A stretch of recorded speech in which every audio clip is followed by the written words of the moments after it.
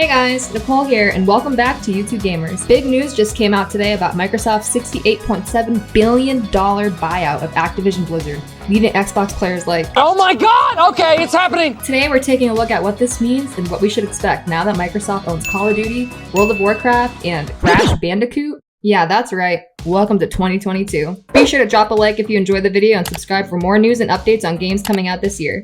Now let's get into it. Microsoft just announced their massive buyout of Activision Blizzard, meaning that they just got the rights to Call of Duty, World of Warcraft, and Overwatch.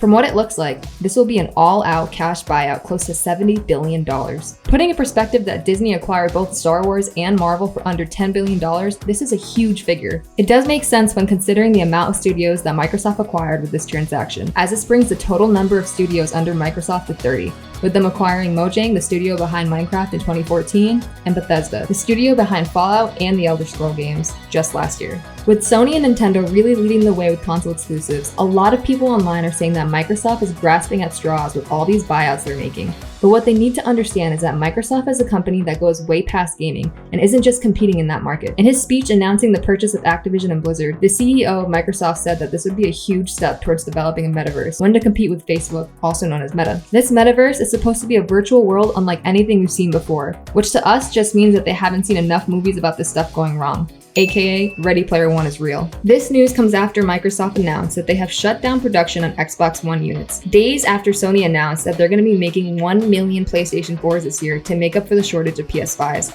even though that makes absolutely no sense. Anyways, the key difference between Sony and Microsoft at the moment is really Xbox's Game Pass, which with this buyout seems to be pushing Microsoft closer to Sony as so many games will be added to Game Pass, maybe even new Call of Duty games at release. This is really the biggest thing that Microsoft and Xbox have going for them, as Sony has proven that they're great at acquiring smaller independent studios to profit on amazing exclusives like The Last of Us and God of War. But even now, they're looking for a way to compete with Game Pass. This was definitely a smart move by Microsoft, especially with Activision being on the hot seat for many controversies over the past year. If you didn't know, Activision CEO Bobby Kotick has been at the center of controversy for sexual harassment and discrimination towards women in the workplace.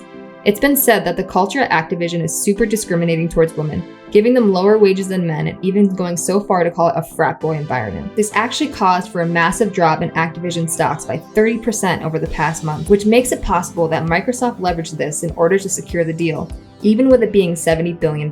It's been announced that the CEO of Activision will still be in place up until the companies have completed their full transition. It's actually exciting news for Xbox gamers, as they must have felt that PlayStation was pulling way ahead of Xbox in the console race at times, with so many exclusives being released. Just this year alone, Sony has announced that 22 games will be coming to PlayStation. Among them include God of War Ragnarok and Horizon Forbidden West. However, with this buyout, Xbox will be able to add so many new and old games to their Game Pass and actually take ownership of games already exclusive to Sony, including, which I can't believe I'm about to say, Crash Bandicoot. If you were wondering, yes, Microsoft now owns the rights to the IP for Crash Bandicoot.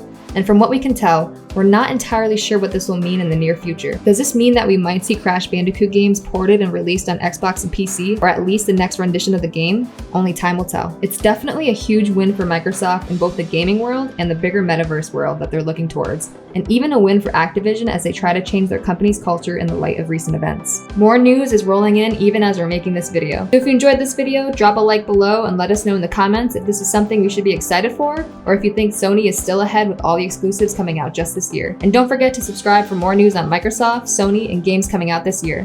See you next time.